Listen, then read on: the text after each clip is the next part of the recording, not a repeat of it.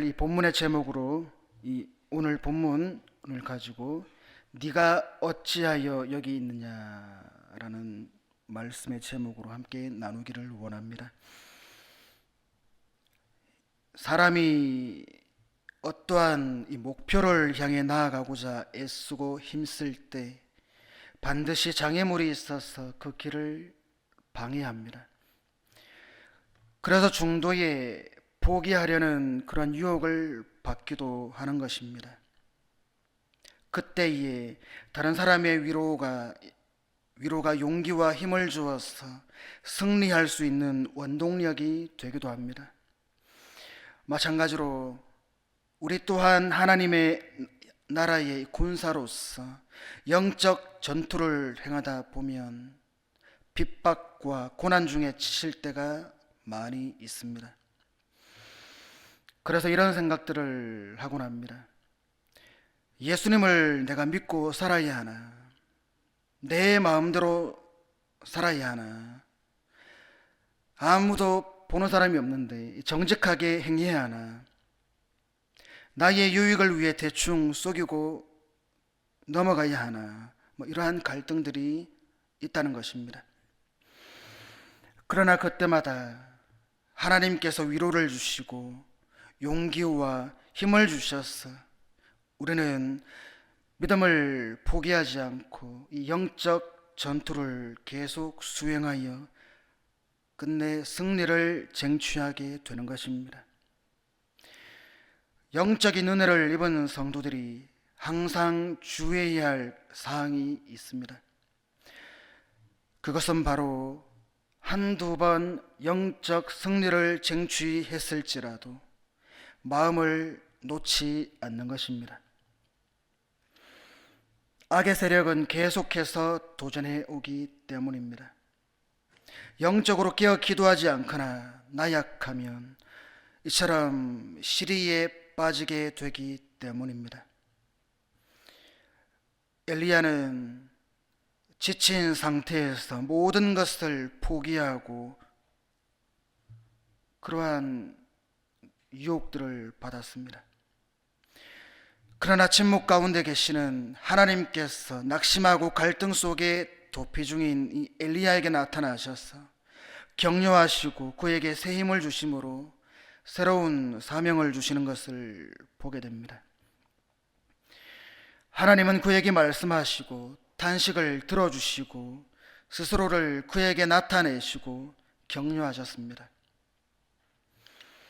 본문의 말씀을 통해 엘리야에게 새 힘을 주신 하나님의 역사를 깨닫고 삶 속에서 하나님의 위로를 통해 새 힘을 공급받아 승리하는 여러분 되시기를 바랍니다.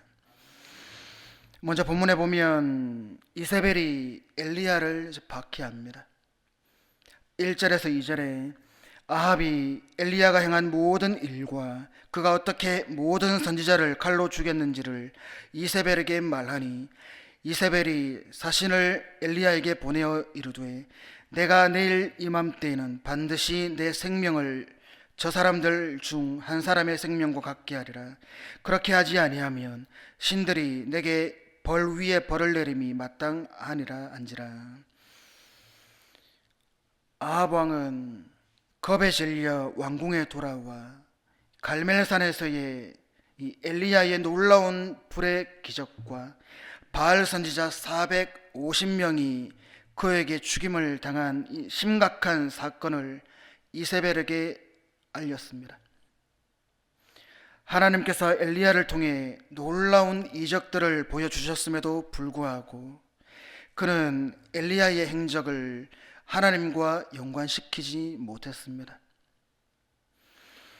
하나님의 불의 기적을 보고 온 백성들은 여호와는 과연 살아계신 하나님이시다 라고 두려워 떨며 고백했지만 아합은 오히려 강팍해졌습니다.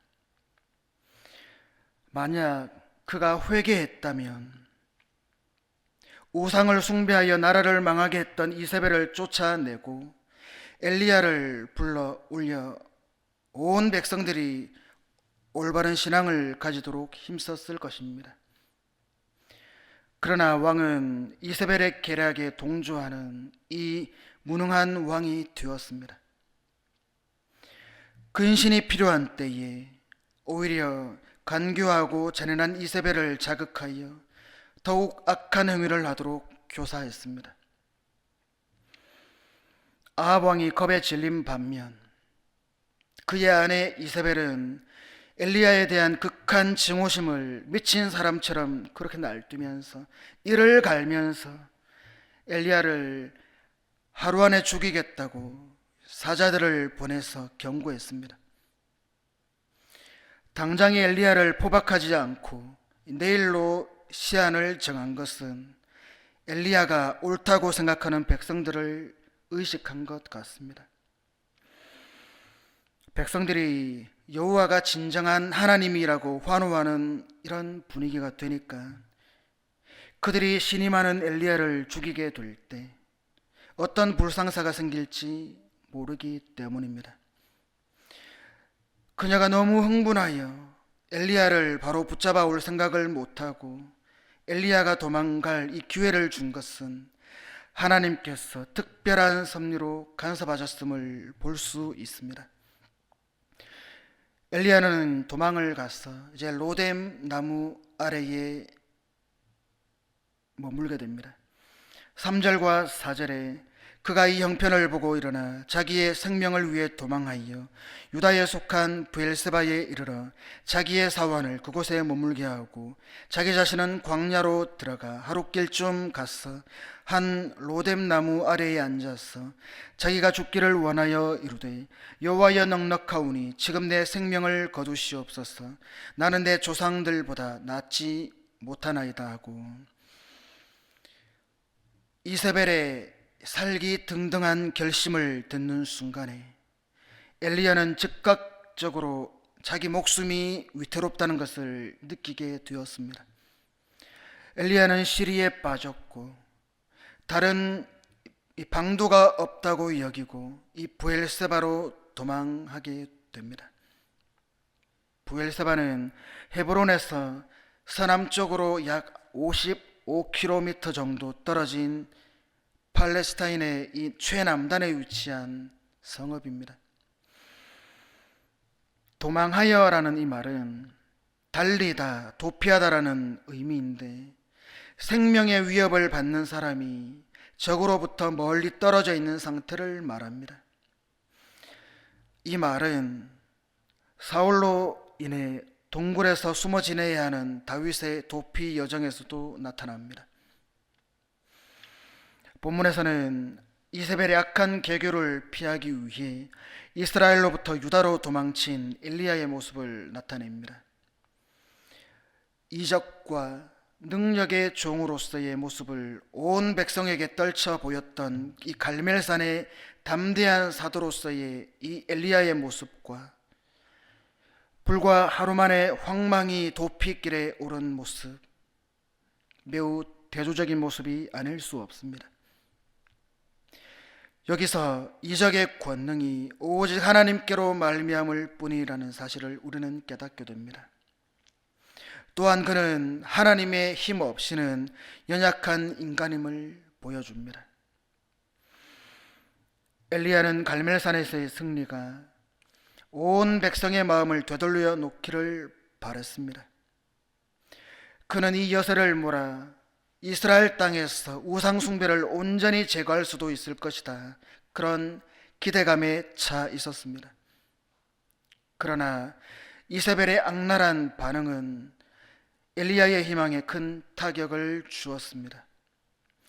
이로 인해 그의 기대를 송두리째 빼앗아 버렸을 뿐만 아니라 엘리야로 하여금 극도의 고뇌 가운데 빠지게 했습니다.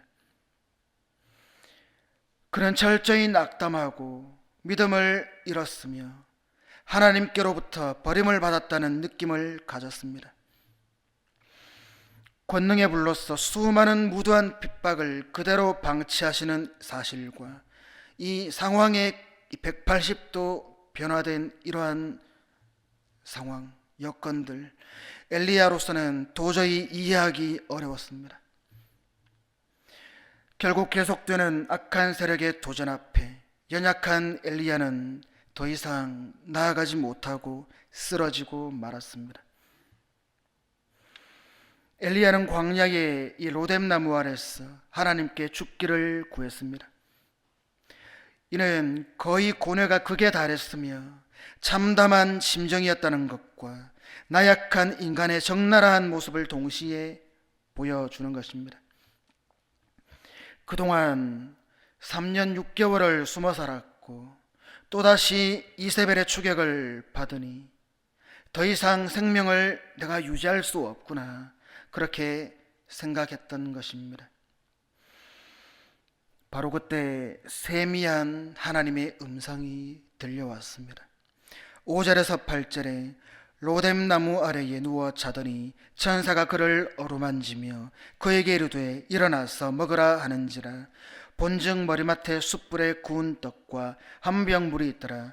이에 먹고 마시고 다시 누웠더니 여호와의 천사가 또다시 와서 어루만지며 이르되 일어나 먹으라. 네가 갈 길을 다 가지 못할까 하노라 하는지라. 이에 일어나 먹고 마시고 그 음식물의 힘을 의지하여 40주 40야를 갔어 하나님의 산 호렙에 이르니라. 엘리야는 시리에 빠져 로뎀나무 아래에서 잠들었습니다. 그때 천사가 어루만지며 엘리야를 위로했습니다. 그리고 숯불에 구운 떡과 물을 주면서 허기를 채우도록 했습니다. 떡을 먹은 엘리야는 또다시 수면을 취했습니다. 천사는 또다시 어루만지며 떡을 먹도록 했습니다. 하나님께서는 그를 불쌍히 여기셔서 천사를 통해 그의 연약함에 적절한 은혜를 베푸셨습니다. 엘리야가 당할 어려움을 잘 아시고 앞으로 가야 할 길이 멀기에 음식을 공급하신 것입니다. 이 모든 것은 천사를 통한 하나님의 감찰하심으로 이루어진 은혜입니다. 하나님께서 보내신 천사를 통해 격려를 받은 엘리야는 힘을 얻고 40주 40야를 가서 호렙산에 이르렀습니다. 부엘세바에서 호렙산까지는 약 350km로 이 정상적인 사람이 걸을 경우에 한 10일 정도, 일주일에서 한 10일 정도면 도착 가능한 거리입니다. 따라서 엘리야는 하나님의 인도하심을 받으며 호렙산에 이른 것으로 짐작이 됩니다. 성경에서 이 40이라는 기한이 쓰일 때는 어떤 목적을 이루기 위해 필요한 기한을 상징합니다. 홍수 심판, 비가 내렸던 기간도 40주야. 출애굽한 이후로 1세대들이 죽고 2세대들이 하나님의 사람으로 훈련되는 기간도 40년.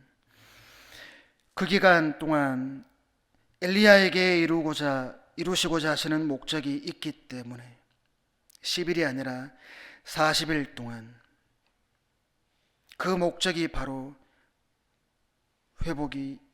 회복이란 것입니다. 엘리야는 잠도 자지 않은 채 40일간 여행을 했는데 하나님께서 주권적으로 역사하셨기 때문입니다.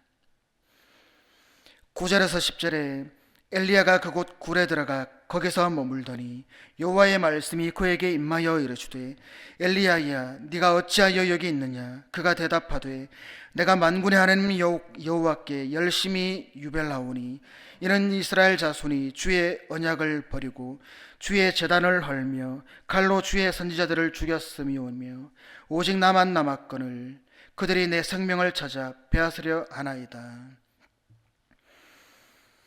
엘리야는 호렙산의 한 굴에 기거하고 있었습니다. 본문에 보면 그곳 굴이라고 표현했습니다. 따라서 엘리야가 거한 굴은 시내산에서 흔히 발견되는 굴이 아니라 여호와의 영광이 지날 때에 모세가 피해 있었던 반석 틈일 가능성이 많습니다. 어쩌면 이세벨이 거기까지 찾아와서 붙잡아 가지는 않을 것입니다. 네가 어찌하여 여기 있느냐는 네가 여기서 무엇을 하고 있느냐, 그런 뜻입니다. 좌절과 탈진 상태에 빠져 이 동굴 속에 거하고 있던 엘리야에게 던져진 이 질문은 매우 의미심장한 뜻이 담긴 질책의 말씀입니다. 엘리야 개인의 신상을 생각한다면 다소 안전하다고 볼 수도 있겠으나 하나님이 보실 때는 엘리야가 계속 거기에 머무는 것은 아무 의미가 없다고 생각하셨습니다. 하나님께서는 이를 통해 엘리야로 하여금 본연의 사명을 새로이 자각하도록 유도하셨던 것입니다. 엘리야 스스로는 깊은 좌절에 빠진 채 모든 활동을 중지할 수밖에 없었지만, 그렇다고 하나님의 모든 역사가 중지될 수는 없었으며 엘리야를 향하신 하나님의 계획 또한 포기되었던 것은 아니었습니다. 14절에 그가 대답하되 내가 만군의 하나님 여호와께 열심히 유별하오니 이는 이스라엘 자손이 주의 언약을 버리고 주의 제단을 헐며 칼로 주의 선지자들을 죽였음이며 오직 나만 남았거늘 그들이 내 생명을 찾아 빼앗으려 하나이다. 같은 말씀이 14절에도 반복되고 있습니다. 대체로 선을 행하다가 낭망에 빠지는 자들의 특성 중에 하나가 바로 열심히 유별나다는 점입니다. 그 열심에 비하여 열매가 빈약하게 될 때에 낭망하게 된다는 것입니다. 하나님의 물으심에 대한 엘리야의 답변은 공포와 절망의 심경을 우리에게 또렷하게 보여주고 있습니다. 오직 나만 남았거늘, 엘리야의 말이 다 맞는다 해도 이것은 틀린 말입니다. 자기만 남은 것은 아니었기 때문입니다. 그가 이스라엘 백성이 주의 언약을 버리고 주의 단을 헐며 주의 선지자들을 죽였다고 대답했습니다. 특별히 열심을 가진 엘리야가 하나님께 이스라엘을 송사한 것은 이스라엘 백성의 우상 숭배가 극치에 달했기 때문이었습니다. 여러분, 오늘 이 말씀이 우리에게 주는 교훈이 무엇입니까? 내가 있어야 할 곳은 어디인가? 라고 지금 질문을 던지고 있는 것입니다. 성도가 하나님의 말씀을 따라 순종하여 경건한 삶을 살면 하나님께서 복을 주셔서 평탄하고 또 쉬운 길을 허락하시지 않은데, 실제로는 그렇지 못할 때가 많이 있습니다. 오히려 경건하게 살려고 하면 할수록 시험과 핍박이 닥쳐오게 됩니다. 세상은 더욱 악하여져 가고 사탄의 권세가 세상을 장악하여 하나님의 나라가 수세에 몰리는 것처럼 보이기까지 합니다. 상황은 이처럼 우리가 생각하는 대로 전개되지 않는 경우가 많습니다. 이럴 때 우리는 낙심하기 쉽습니다. 특히 돌파구가 될 것이라고 기대했던 일이 이루어지지 않을 때 깊은 영적 침체를 경험하기도 합니다. 하나님께서 성도들로 하여금 이 영적 침체를 경험하게 하시는 직접적인 이유가 무엇이겠습니까? 그것은 신자들이 시험을 통해 자신을 보다 제대로 알고 주변 사람들도 그를 올바로 이해하도록 하기 위함입니다. 또한 하나님의 은혜와 영광을 향한 이 열망이 더욱더 커지도록 하고, 이로 인해 숨겨진 죄가 드러나며 언젠가 저지를지도 모르는 죄를 예방하기도 합니다. 신자들은 영적 침체를 통해 양심을 민감하게 유지하고 올바르게 행동하는 것을 배우게 됩니다. 세상에 속한 위로와 기쁨에 의지하지 않고 자신이 흘리는 눈물을 위로 삼아 사는 법을 배우게 된다는 것입니다. 참된 위로자께서 어디로 숨어버린 것만 같은 그러한 상황에서도 하나님의 섬세한 위로를 맛보는 것입니다. 이러한 때에 우리는 하나님 대신 환경을 보고 있지는 않는지 자신의 내면을 점검해 보는 시간이 되는 것입니다. 16세기 르네상스 후기에 활동했던 프랑스의 인문주의자 요한 모넬리우스라는 사람이 있습니다. 1558년 감옥에서 이런 편지를 썼습니다. 이번 고난을 겪으며 하나님의 손길이 지독히도 고통스러울 수 있다는 것을 배웠습니다. 그럼에도 하나님께서는 그분의 자녀들에게만큼은 항상 자비를 베푸십니다. 때로 넘어지기도 하시지만 결코 짓밟히도록 내버려 두지는 않으시죠. 저에게 다시 한번 이런 이해할 수 없는 은혜를 허락하시고 나의 모든 죄가 용서받았다는 확신을 주셨습니다. 내 악이 한때 진홍같이 붉을지라도 이제 눈처럼 희게 되었습니다. 이 얼마나 달콤하고 자애로운 소리인지요. 내 마음에 큰 기쁨이 가득한 것은 하늘에 계신 아버지께서 타락하고 버림받았던 아들을 다시금 그 품에 안아주시기 때문입니다. 이제 하나님께서 나를 당신의 손으로 도우시고 인도하시고 가르치실 것을 알게 하셨습니다. 그동안 내게 주어진 고난은 바로 이것을 깨닫기 위함이었습니다. 시련 가운데 승리할 수 있었던 것은 나의 힘이 아니요 오직 전능하신 하나님의 은혜와 자비를 인함이었습니다.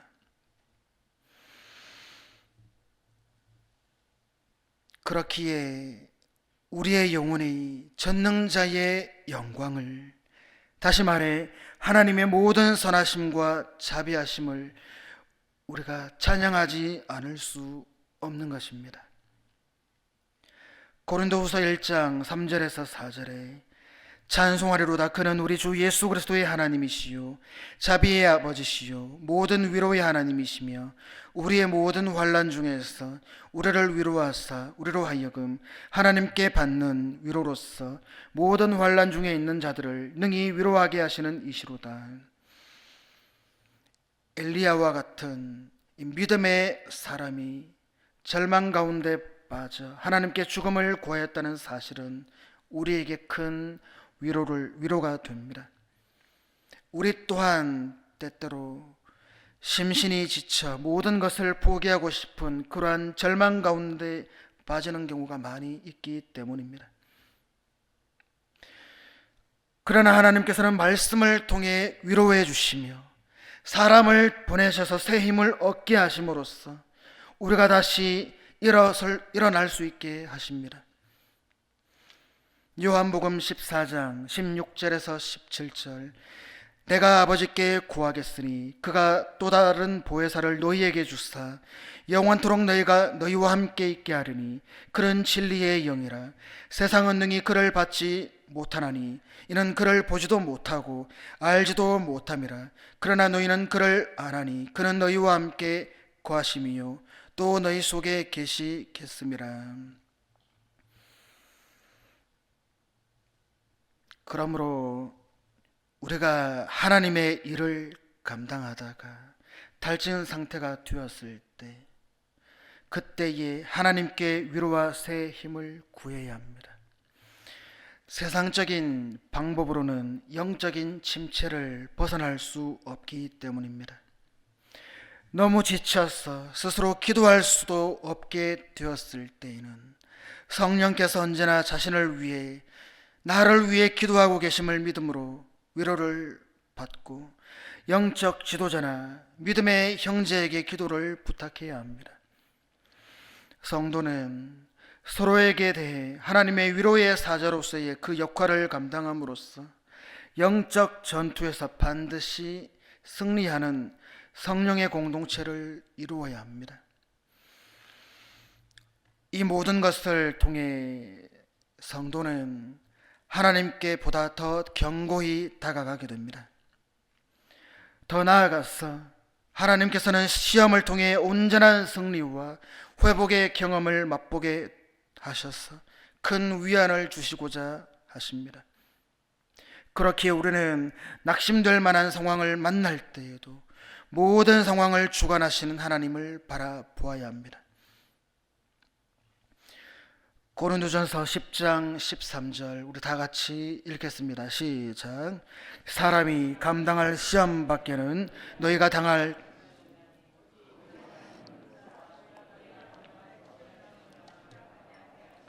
시험 당할 즈음에 또한 피할 길을 내사 너희로 능히 감당하게 하시느니라. 우리의 고정관념을 내려놓고 하나님을 새롭게 만나는 경건 훈련에 힘써야 합니다. 우리의 사고방식과 태도가 경직되거나 편협하게 흐르기 쉽다는 것을 인정하고 기도하는 시간을 통해 그런 굳은 마음을 깨뜨려야 합니다. 신앙생활의 탈진과 낙심을 벗어나는 길은 하나님을 새롭게 인식하고 경험하는 것에서 시작된다는 것을 잊어서는 안 됩니다. 이 말씀처럼 하나님은 우리에게 감당할 시험만 주시기 때문입니다. 여러분, 오늘 본문에 네가 어찌 여기 있느냐 하시는 것은 바로 지금 나에게 하시는 말씀으로 받아야 합니다. 엘리야는 하나님의 선지자입니다. 이것이 엘리야의 신분입니다. 하나님께서는 엘리야에게 너는 가서 아합에게 보이라고 그를 보내셨습니다.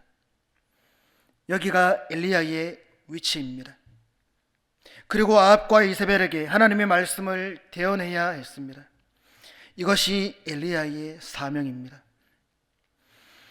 성도가 하나님의 일을 감당하다가 지치는 것은 그 사역의 효과가 눈에 보이지 않기 때문입니다. 그러나 하나님께서는 반드시 때가 되면 하나님 나라의 승리를 가시화시킴으로써 영광을 증거하십니다.